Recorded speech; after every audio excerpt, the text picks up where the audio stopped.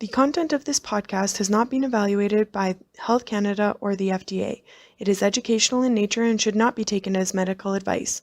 Always consult a qualified medical professional to see if a diet, lifestyle change, or supplement is right for you. Any supplements mentioned are not intended to diagnose, treat, cure, or prevent any disease. Please note that the opinions of the guests or hosts are their own and may not reflect those of Advanced Orthomolecular Research Incorporated.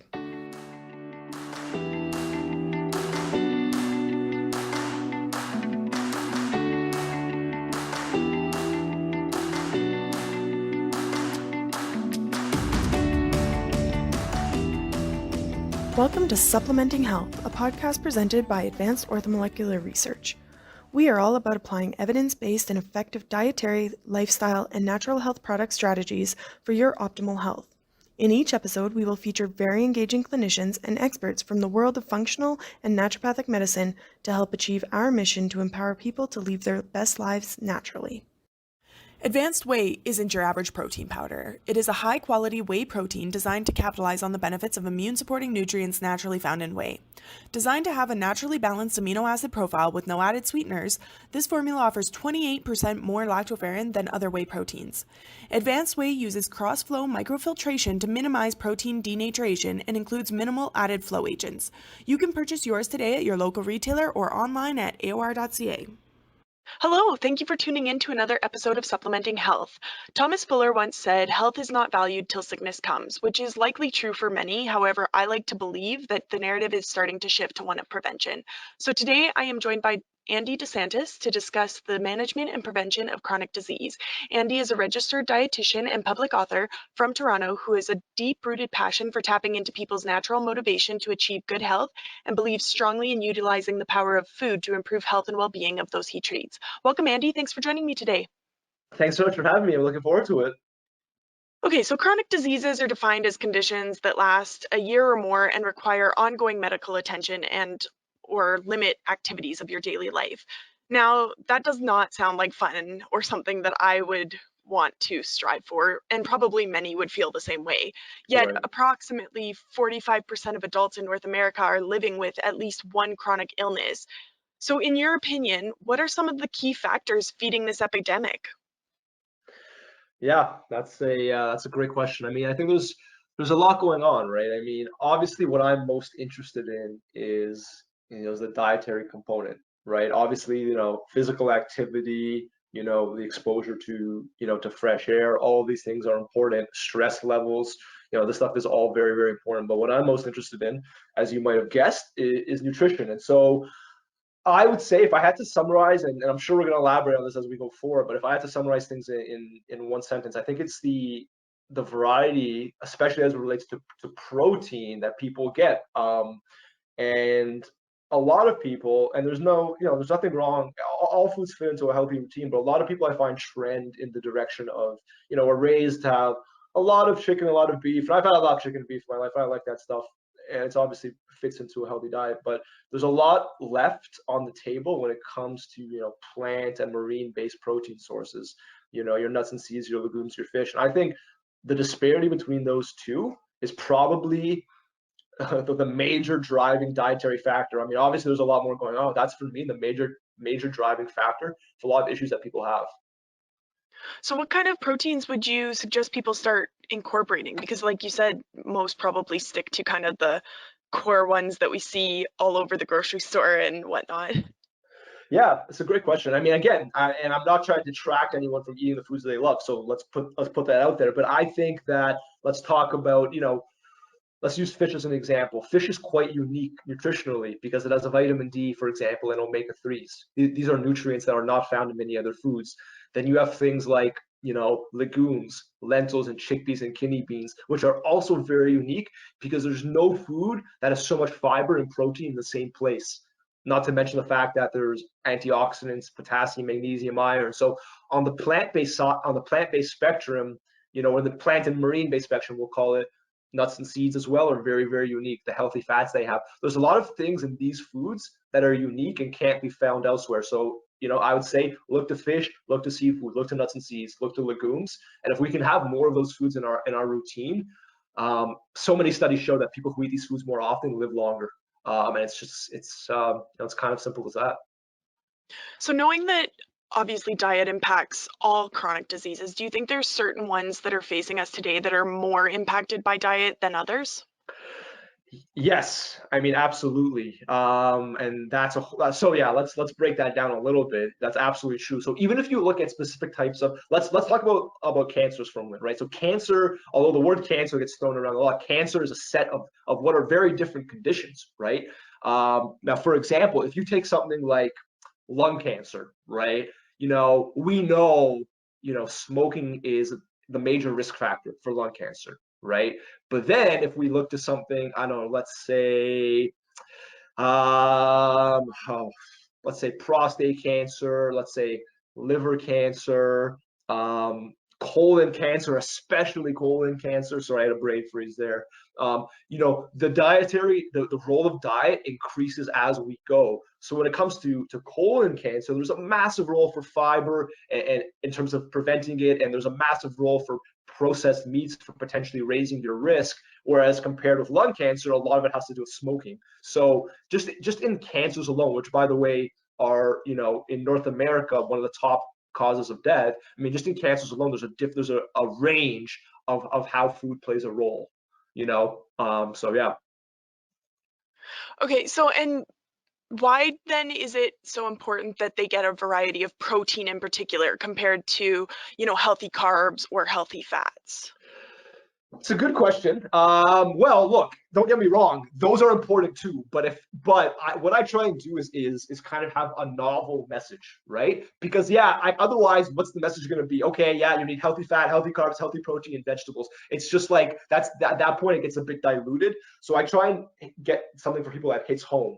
You know what I mean? So that's part of the reason why I come at that message. Obviously, like eating more vegetables, being exposed to more fiber and antioxidants, that is like protective of any condition literally that has a dietary role. Eating more vegetables, is going to play a big part in that. You know what I mean? But I personally, based on my clients, the people that I see, I pick the protein message because I think it hits home the most and it distills all the other messaging together. Now, but let's explore what you just said further, right? Because you mentioned healthy carbs and healthy fats. Well, legumes, lentils, and chickpeas are starchy foods that have a very minimal impact on blood sugar levels. So they can be used as a base of a meal, not so differently than rice can. And then you talk about healthy fats. Well, nuts and seeds and fish are the main sources of what we would call the quote unquote healthy fats. So you can see how it really is all connected, all simply from that basic protein message. So yeah, hopefully that was a decent answer to that one. Yeah, no, absolutely. That totally makes sense. So then you hear obviously contradicting messages out in the media, as always with anything in science, but particularly when it comes to protein, it seems there's kind of two camps where there's a camp that thinks you can really easily overdo it in the amount of protein you take in, and then there's the others that seem to believe that most people aren't getting anywhere near enough protein. Um, can you explain or can you share what your views are on that and at what point you think you kind of flip from not enough protein to potentially overloading your systems with it? Yeah, I mean, okay. So I would say the following. First of all, protein requirements vary depending on like if someone's otherwise a healthy person, right? They don't have any unique conditions.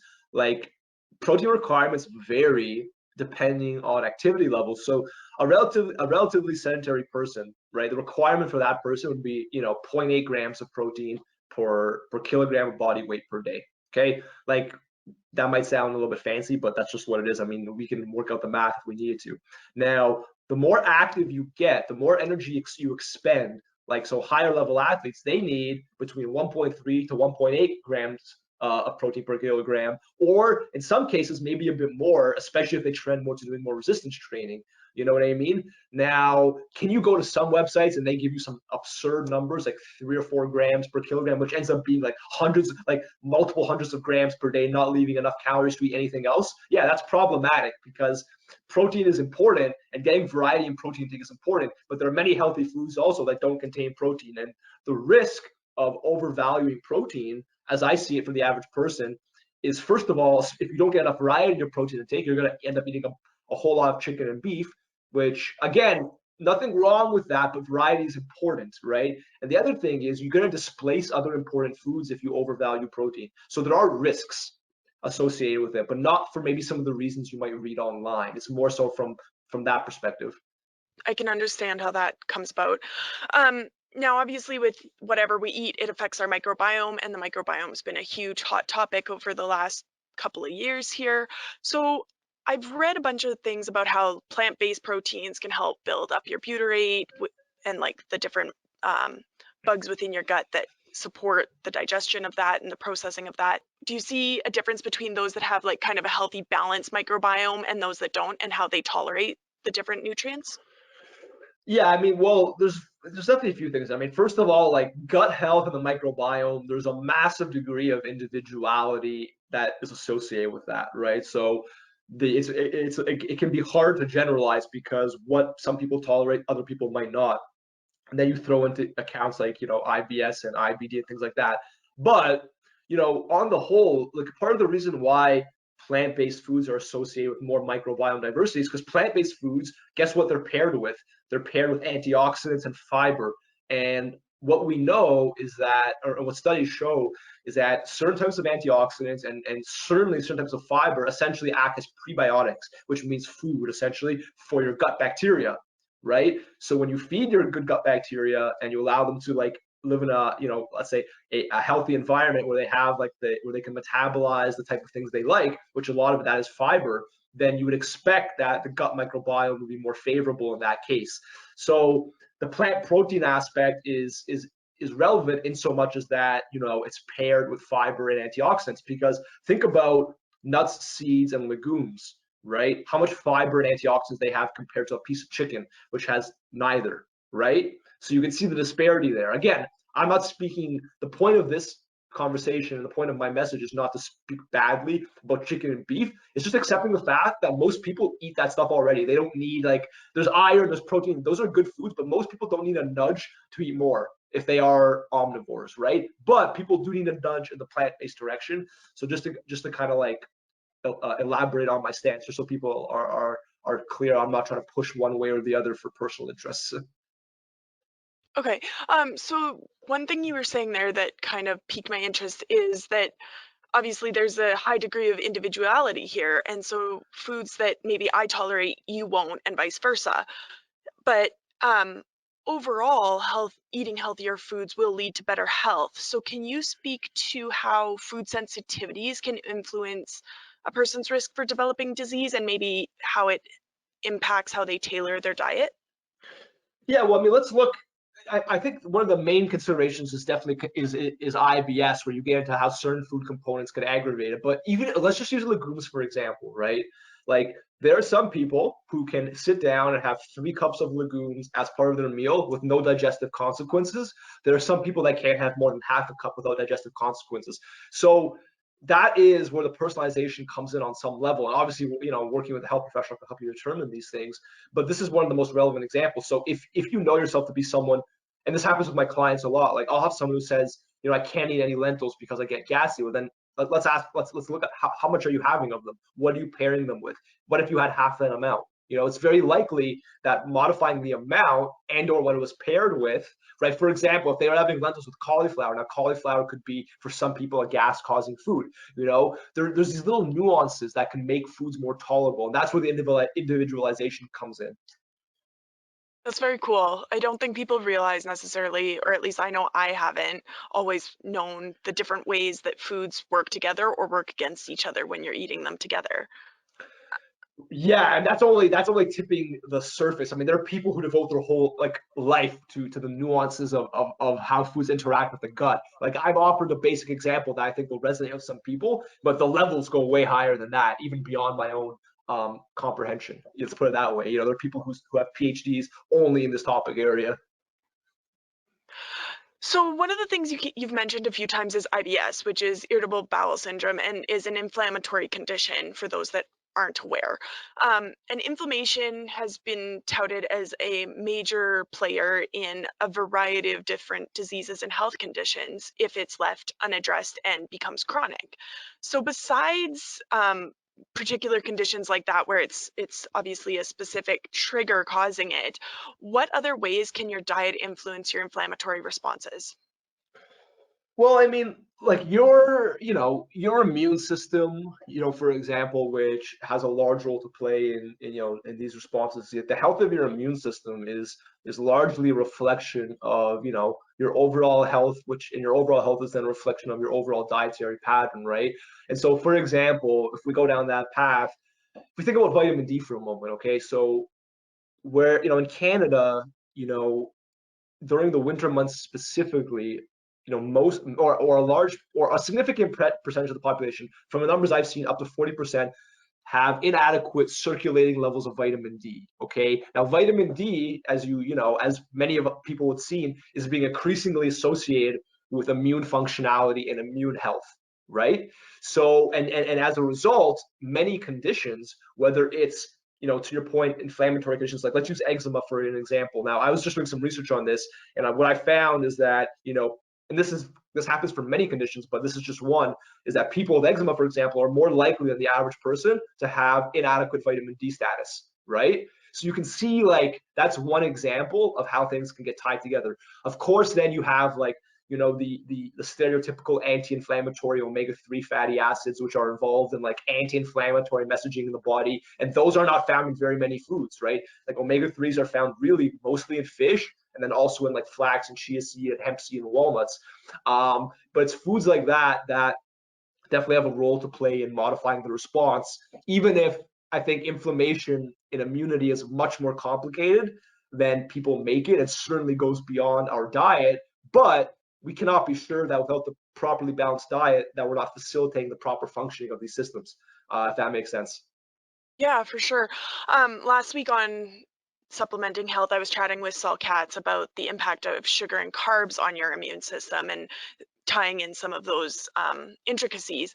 So, from your perspective, does that increase, like, if you increase sugar intake that's obviously from outside of regular food sources like fruits and that sort of thing, do you see how, like, that increase in intake in sugar that our population tends to have now is contributing to the increased chronic disease that we're experiencing? Honestly, I mean, when you look at, sugar is definitely an easy target for victimization, the way I see it. And, like, I think it depends on a few things. It depends on the broader context, you know what I mean? Because if we take someone, and this is where the individualization comes in, like, if we take someone with an otherwise strong dietary pattern, the fact that they have sweetened Greek yogurt, I would say that's an irrelevant consideration. Now, if you take someone on the other hand who is consuming, let's say, a lot of, whose diet is mostly consisting of, I don't know, sugar sweetened beverages and refined carbohydrates like baked goods, for that particular individual, yeah, I mean, there could be a contribution there to a lower overall quality of health. But for me, I'm not quick to say, that little bit of sugar you have to sweeten your oatmeal is detracting from your health. So it really depends on the bigger picture. So I mean, I understand the question you're asking is more on a population level. I mean, I think we have to be honest that, stuff like pop and certain types of foods, they're not super health foods. They're not necessarily contributing to better health. Do they have a role to play to make people happy in the broader context? Yeah. Are they the main thing to blame for all our health problems? I mean, that's harder to say. Yeah, it's more of like one of those esoteric questions, I guess, where it's a little bit more philosophical and whatnot. I definitely think it probably, like you said, has a role to play for sure. But I mean, if you happen to have a can here and there of, say, Coca-Cola or something, then that's probably not the end of the world, right? 100%. And as you can probably tell, I try and be as diplomatic as possible because for me, my philosophy is like, what makes you healthy is what you do eat, not what you don't. You know what I mean? Like, when you look at all the biggest studies of the, even if you look to, let's say, like I wrote an article about the people of Okinawa, Japan, who live the longest, right? It's like, like we highlight what they do. We don't go there and talk about what they don't, because it's these positive actions and this inclusion which is much easier for us to wrap our head around and is much more, let's say, positively oriented. I think that's important because, as there's a lot of negative health messaging, and I'm not here to say that having candy and chocolate all the time is the right choice for your health. But like if it also kind of sucks if you're constantly being told what you can't eat. I much rather just be the person who tells you what you could be eating to feel better. That's much more my philosophy. So if one of your clients that you're working with comes to you and says, I know I'm overeating sugar and I want to cut that habit, but I'm not sure how to go about it or where to start, what are some of your tips for someone that's looking to make strides towards a healthier diet? Well, I would first of all make sure that we have the same definition of what sugars are. You know what I mean? Because for me, like, a lot of times because of all this messaging people encounter, I think they overestimate their own intake and they think that the choices they're making are actually much more detrimental than they actually are. And I use the point of sugar in yogurt because a lot of people I see, like, they just think that having a little bit of sweet in yogurt is like somehow the turning point for their health, when I think that's farthest from the case, when there's so much else to choose from and to look at. You know what I mean?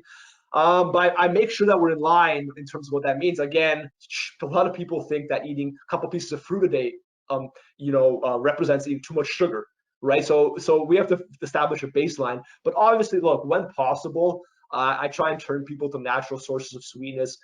Obviously, frozen fruit, I find is very, very fun.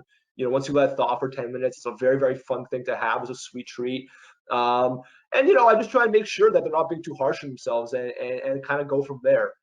Because what you have to realize is when you emphasize, so let's say you do take an individual who thinks they are eating too much sugar, and perhaps, by some objective measure they are, when you emphasize what they could be eating instead, it's natural that some of these choices will be displaced just by virtue of the fact that they're thinking about eating other things. You know what I mean? But how that path carries out is so different from person to person. So I can't say there's one magical strategy. And I encourage people to, not to push the dietary profession, to talk to someone who can really understand who they are and how they operate, which will allow you guys together to come up with the best solution.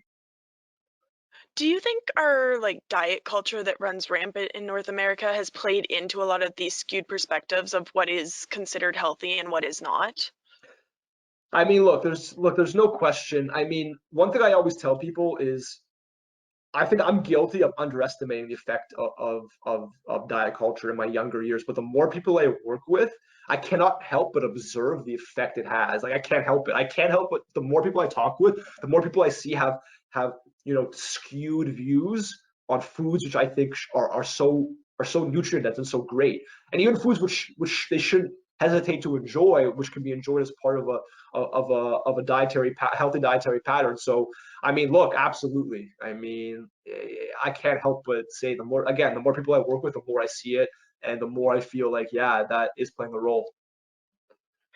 And so one of the things I've heard people say, and I've come across, is that people feel the cost of eating healthy is a limiting factor for them, Right. especially now with the economy recovering from the pandemic, and people don't always see the longer term cost, right? They're looking at their current day situation, even Right. though maybe eating healthier will give them higher quality of life at the age of 80. If they're 25 now, that's probably outside of their purview at this point. So do you have tips for listeners on ways that you suggest they eat healthy on a budget?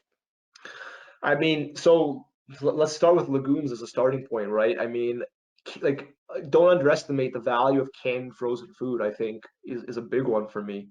You know, that's let's start with the easiest to what requires more effort. Okay, I think right off the bat, not underestimate the value of canned frozen food. Like legumes for me, the lentils, chickpeas, kidney beans, these are such valuable underrated foods, and they are relatively economical. They can be purchased from cans as if needed. I mean, they're also, by the way, they're also like actually cheap or dry. You know what I mean? Sorry, I should also say that as well. So some of these foods are very, very, very underrated, like legumes being number one. Then looking to frozen food, like, depending on, a lot of this depends on geography though, right? So it's hard to make a blanket statement, but a lot of times, especially out of season, people find value in frozen fruits and vegetables. And I find a lot of people misunderstand frozen fruits and vegetables and think they're somehow less healthy, which is not true. And so, and what I will say as well, this is also a trend I notice in people. Some people feel as though if they can't have a whole ton of vegetables, it's almost like they've let themselves down. It's not worth having any at all, right? Which is the absolute I don't blame anyone for thinking that. That's the worst thing to think. Half a cup of vegetables a day is amazing. Like if that's what you're getting, cool. Let's run with that. That's great.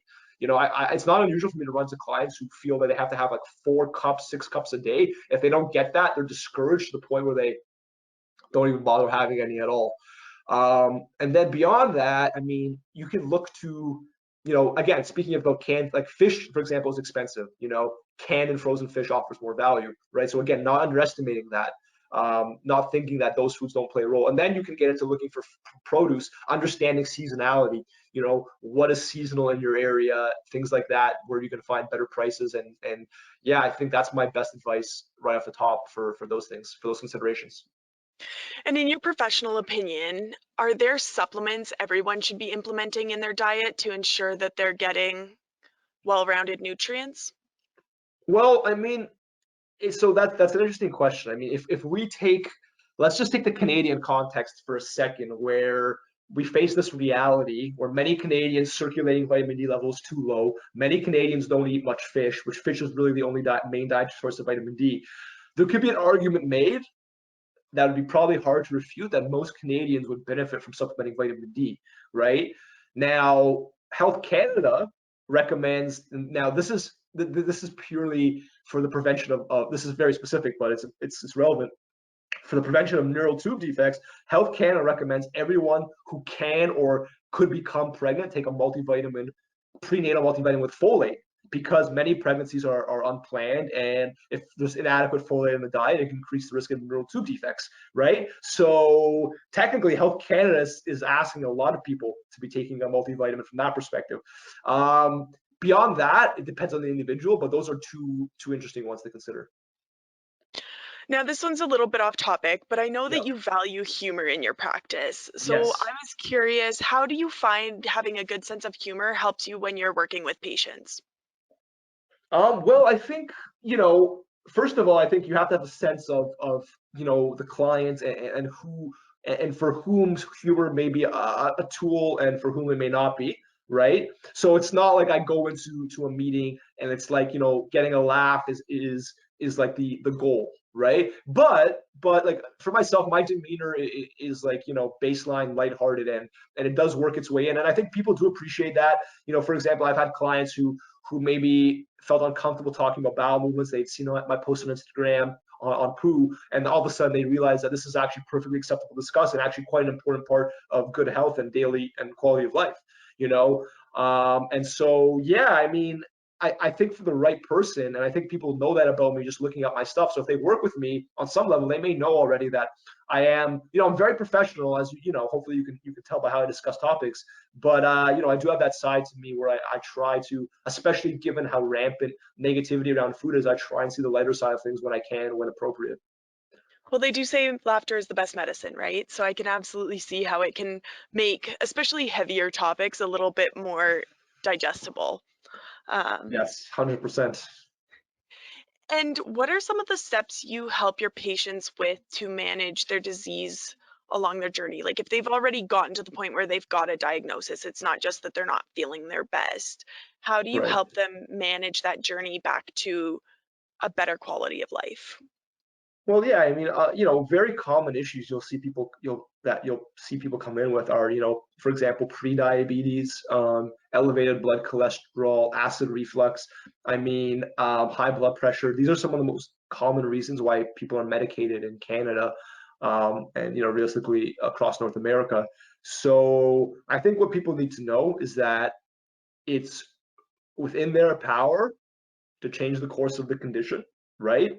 And that we now, depending on the condition, obviously you don't just say this if it's not true, but for many conditions, the changes required to prove your status are well known and well studied, right? So there's no guesswork here. We know what you have to do. We just have to figure out how we can make it work for you, right? So for example, cholesterol lowering, which is, again, cholesterol medication is super common, right? Cholesterol lowering is a very common thing I help people with. I've written a book on lowering cholesterol, and there's several steps you take to lower cholesterol. We just got to figure out how we can, you know, reconcile those steps with what a person's willing to do. And knowing that, for example, and for myself, I've written a book on cholesterol and acid reflux, so that gives me an extra point of of leverage. I can tell people, look, I am an expert in this subject. I help many people with it. We're going to help you. Here's what we have to do. What are you willing to do from these X amount of things? Let's apply it and let's let it work. You know what I mean? But of course, it depends on the condition. But yeah, letting people know that it's within their control, giving them that sense of empowerment and autonomy, I think is very important. So, if there was one common myth about chronic disease that you would want to debunk for our listeners, what would that be? That's a good question. Like, let me go again. I could say a lot of things here, but let's just say like carbs. Let's just say it's not carbs aren't to blame for everything. I picked that one because I think it's the most salient and the most misunderstood. Fantastic. If any of our listeners would like to work with you, what's the best way for them to get in touch? Yeah, via so my kind of nickname, my brand is Andy the RD, ANDYTHERD. So AndyTheRD.com. You can contact me via my website, AndyTheRD@gmail.com, via on Instagram and at AndyTheRD. Any of these platforms, I'm reachable at. And yeah, my obviously my phone number is also on my website as well, so you can give me a call anytime. Awesome. Well, thank you so much for taking the time to chat with me today. It's been fantastic conversing Thanks with you, for and I really appreciate it. thanks for having me. It was actually a really awesome chat. Unfortunately, that's all the time we have for today. I want to thank you for taking the time to chat with me. It has been a very enlightening conversation, learning about the ins and outs of how sugar affects us. And I also want to thank our listeners who tuned in today. I look forward to having you join me again next week to learn more ways that you can supplement your health. Thank you.